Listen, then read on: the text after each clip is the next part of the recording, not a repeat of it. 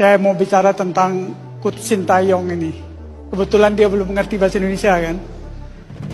Jadi termasuk orang yang paling keras untuk masalah naturalisasi, ya saya juga termasuk orang yang paling keras untuk memberitahu kepada beliau jangan terlalu banyak naturalisasi dibawa ke dalam tubuh sepak bola Indonesia.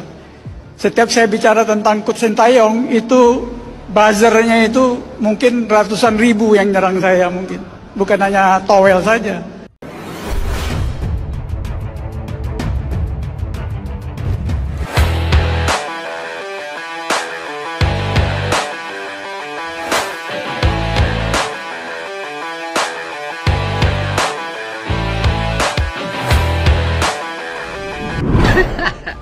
Muncul lagi nih antek-antek akamsi. Setelah kemarin muncul botak dari kedubes, ini muncul lagi botak yang benci naturalisasi. Kok bisa-bisanya di acara sebesar ini Bapak ngomongin Sintayong di depan mukanya langsung. Dan gak cuma itu, dia bilang kebetulan dia belum mengerti bahasa Indonesia kan. Terus kenapa Pak kalau belum bisa bahasa Indonesia? Bapak bisa ngomongin sepuasnya gitu, terus ngajak semua orang buat benci Sintayong gitu. Ya Allah Pak, kelihatan banget kualitasmu. Bapak ngomongin orang di tengah-tengah forum, mengajak semua orang untuk membenci Sintayong. Dengan statement Bapak menolak keras naturalisasi yang kebanyakan itu. Tapi kok Bapak baru muncul sekarang soal naturalisasi ini? Kan naturalisasi udah dari dulu Pak. Justru naturalisasi sekarang itu semua punya darah Indonesia Pak. Sedangkan dulu naturalisasi itu cuma buat kepentingan liga-liga lokal. Karena kalau udah dinaturalisasi, kan mereka statusnya bukan pemain asing lagi. Kuotanya bisa dipakai buat rekrut pemain luar lagi. Bukannya itu yang harusnya malah dikritik. Kok malah yang sekarang pakai ngeritik Sintayongnya segala lagi? Karena katanya terlalu banyak naturalisasi di timnas. Apa ada-ada aja. Pemain naturalisasi sekarang itu begitu cinta tanah air Pak. Gak usah banyak-banyak. Gue kasih contoh satu aja nih Pak, betapa cintanya mereka sama timnas Indonesia. Kapten kita nih, Bang Jai, merelakan status kuota Eropa di timnya Pak. Gak cuma itu, bisa baca sendiri nih. Rela bayar pajak tinggi di Italia. Ya karena statusnya bukan orang Eropa. Terus potongan gaji sebesar 37,5%. Dan itu gede banget bos. Kalau dia nggak cinta timnas Indonesia, dia tetap pertahanin kewarganegaraannya yang dulu. Lah bapak mah mana pernah mikir kayak gituan. Oh iya, yang bapak pikirin mah sekarang kok nggak bisa lagi ya ngeintervensi PSSI? Kok nggak bisa lagi ya nitipin pemain-pemain di timnas? Pertanyaan bapak itu pasti terjawab langsung dengan adanya orang ini, Sintayong Pak. Orang yang punya integritas, nggak bisa disuap sana-sini, nggak bisa diintervensi. Kalau nggak layak masuk timnas ya nggak layak. Dan seorang Sintayong membalas pernyataan bapak itu dengan senyuman. Bahkan menurut gua Sintayong ini tulus.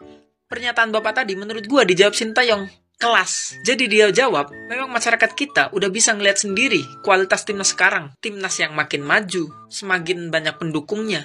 Dan Sintayong seneng soal itu. Misi STY ini cuma satu, Pak. Majuin sepak bola Indonesia. Kalau katanya itu bakal bisa mematikan kualitas-kualitas lokal, itu salah besar. Justru kedatangan naturalisasi sekarang ini adalah memupuk persepak bolaan Indonesia. Diharapkan, dengan adanya naturalisasi ini, peringkat FIFA Indonesia bisa naik.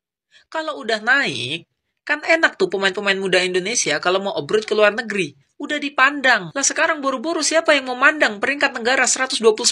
Itu aja udah dinaikin Sintayong. Lah dulu siapa yang mau mandang negara peringkat antah berantah ini?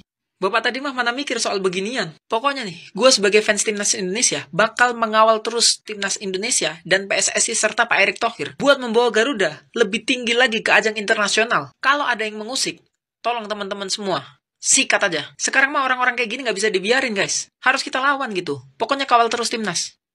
Hola, gue mau bahas sedikit tentang yang terjadi di Santini Jepres Media Awards. Valen sudah menjelaskan bahwa itu bukan settingan, bahwa dia sendiri pun terkejut dengan statement Bapak perwakilan dari NOC itu. Gue tidak mau menjelaskan. It's enough is enough. Karena udah puluhan kali gue jelaskan, ratusan kali gue jelaskan, oke? Kedua, semua orang bebas berpendapat, ya. Tapi yang gue ingin sampaikan ke kalian, sadar nggak kalian kalau ini bukan kebetulan untuk gue. Ini ada sebuah pattern di mana setiap momen pertama si komentator, habis itu mantan dubes, filsuf, bla bla bla, bahkan ada anggota DPR ingin mengkomen dan pattern itu jelas setiap 1-2 bulan tuh. Sorry, untuk gue ini bukan kebetulan. Tapi sekali lagi tujuannya apa gue nggak tahu. Yang jelas Sintayong dan diaspora dimanfaatkan untuk mencapai tujuan mereka. Sekali lagi Itu hak mereka untuk memberikan pendapat. Tapi kita juga punya hak. Justru gue minta tolong kalian untuk tidak merespons. Tidak merespons, bahkan komen-komen negatif dari netizen yang mendukung mereka jangan direspons. Cukup ngeblok atau laporin. Udah, that's it ya. Jadi kita pantau aja, habis ini apa lagi? Habis ini apa lagi? Kita, kalian, gue mending fokus ke hal yang positif, yaitu dukung timnas nanti ketemu Bahrain dan Cina, dukung Sintayong, dukung pemain timnas, mau itu diaspora atau tidak. Karena kita pendukung timnas, kita bukan buzzer siapapun. Oke? Itu aja, jangan terpancing, kita pantau aja. Thanks for watching.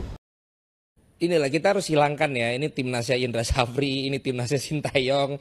Udahlah, timnas itu tim nasional Indonesia, udah. Berdarah keturunan ini memang timnas dan juga berhasil ya untuk program dari Pak Erick Thohir. Iya, gue bisa sampaikan begitu dengan apa yang mereka capai sekarang dan mereka sudah diketok palu menjadi warga negara Indonesia, ya udah dong. Berarti kan secara legalitas mereka udah jadi warga negara Indonesia.